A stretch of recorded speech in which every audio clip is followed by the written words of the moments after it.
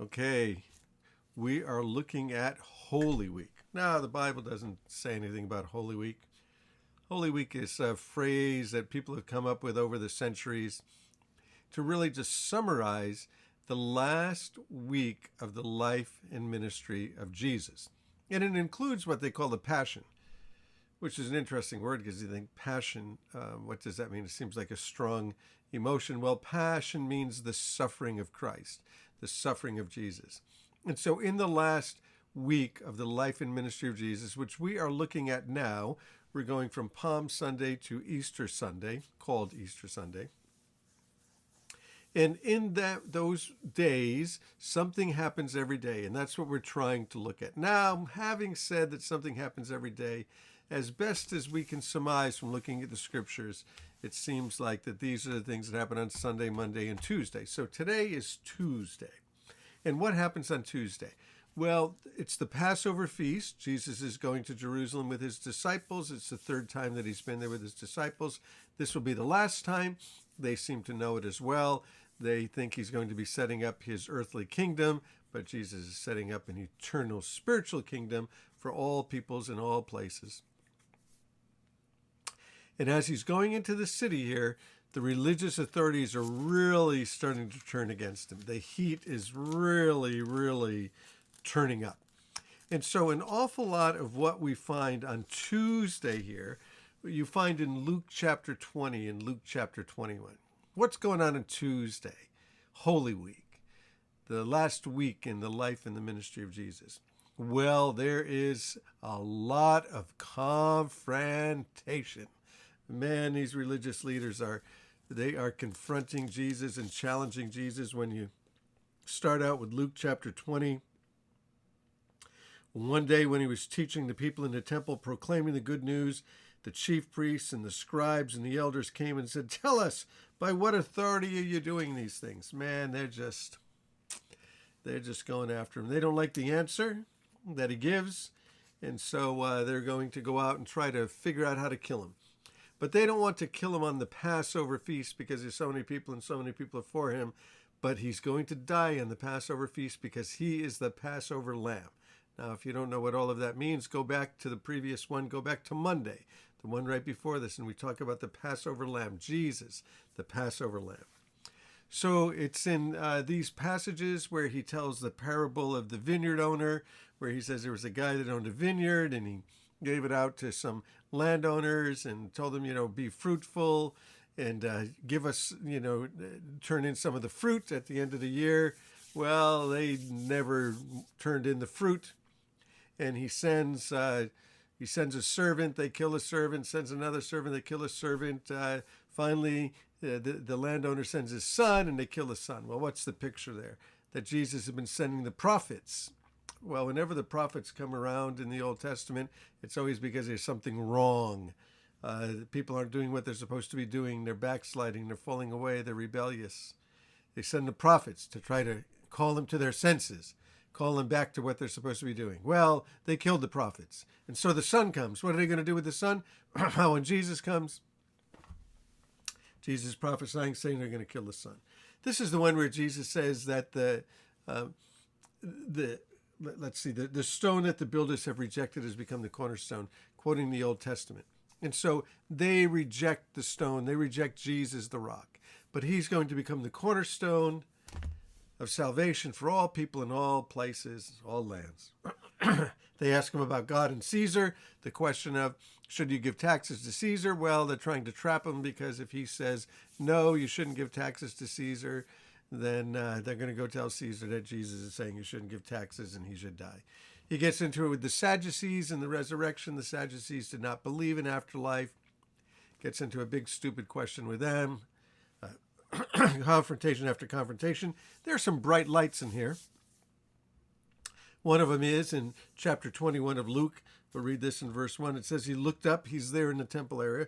He looked up and he saw the rich people dropping in the offerings into the temple treasury. And he also saw a poor widow dropping in 2 tiny coins. And he said, truly I say to you, this poor widow has put in more than all of them.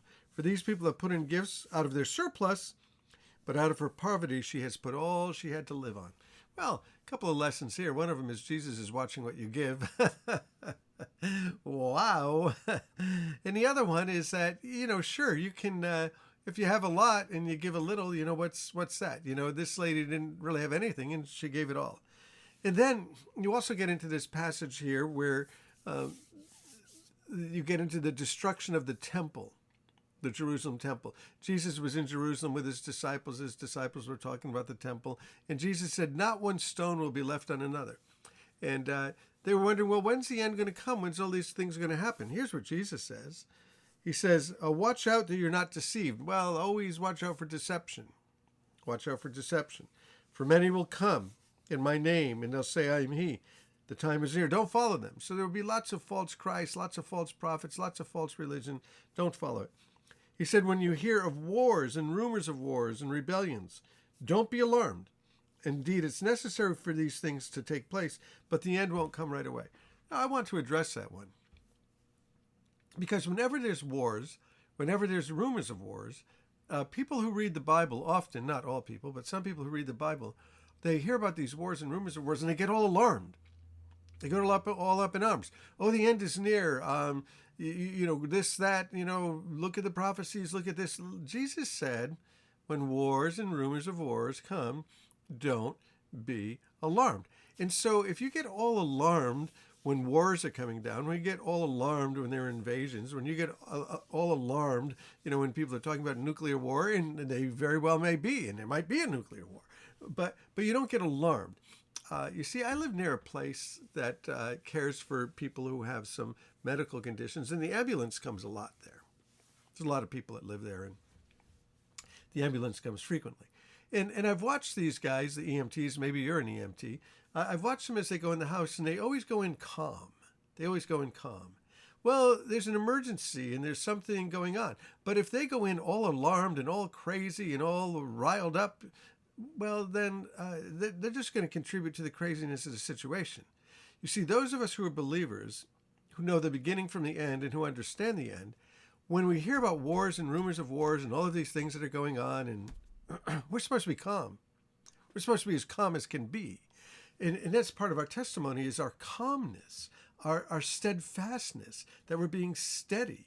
And it is true that Jesus is coming, and we should be looking for his coming. It's the blessed hope. It's our hope for all eternity. It's our salvation. Jesus is coming back. Well, most of us, and throughout history, most of us are going to die a death rather than to be there when Jesus comes back. Now, I want to be there when Jesus comes back. I'm from the experienced generation. I'm from the Disneyland generation. I want to have an experience. I want to meet him in the sky. Chances are, statistically, we will die rather than meet him in the sky. But I want to meet him in the sky, and I want to be looking for his coming. But when you get all alarmed, when you get all crazy,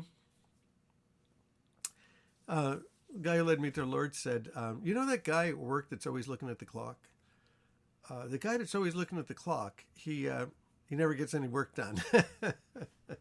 Right. So we want to be calm.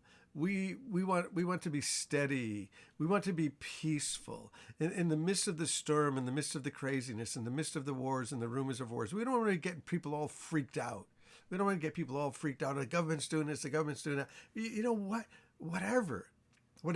Caesar's doing this, Caesar's doing that, whatever. Well, Jesus talks about the end. He talks about the coming of the Son of Man. Talks about the destruction of Jerusalem.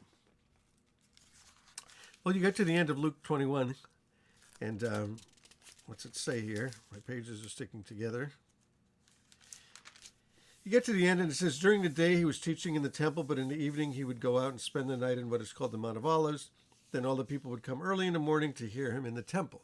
So they're coming to hear Jesus as he's coming in and out of the city. Chapter 22, it says the Feast of the Unleavened Bread, which is called Passover, is approaching. And now you see all of the preparations for the Passover.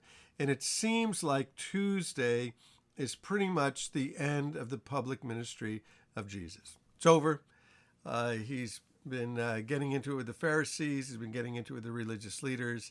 The religious leaders now are going to come up with a plot, and they're going to figure out a way to get Rome to crucify him. That's the end of his public ministry. It's not the end of the story. It's only the beginning of the story. In fact, one of the things that we learned from Holy Week is that where Jesus' life ends, that's where our life begins. That's where our life begins. Where Jesus' life ends, the cross, the resurrection, that's where our life begins.